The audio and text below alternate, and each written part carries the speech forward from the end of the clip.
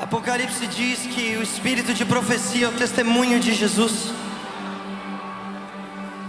Isso quer dizer que não existe nenhum espírito mais profético, nenhum ambiente mais profético do que aquele onde Jesus é declarado.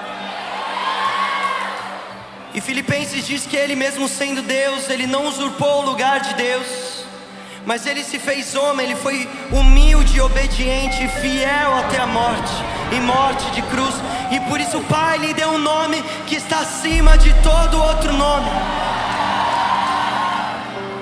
Isso quer dizer que o nome da corrupção não está acima do nome de Jesus.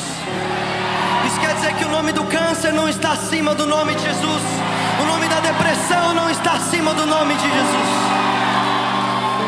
Ele tem um nome que é sobre todos.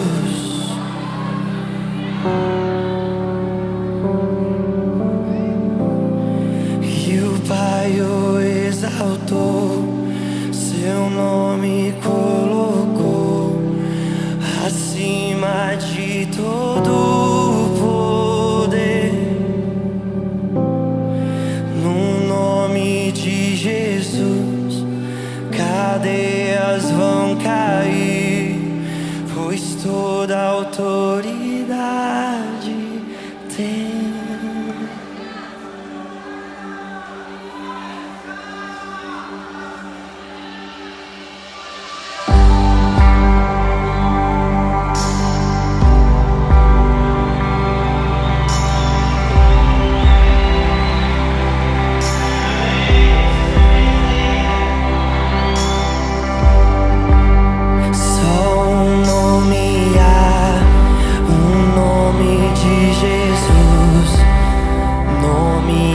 Traz cura e salvação. Só um nome há, o nome de Jesus.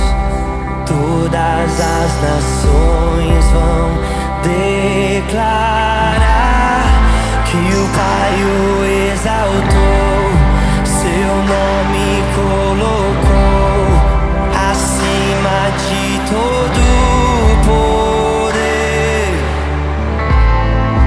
No nome de Jesus, cadeias vão cair, pois toda autoridade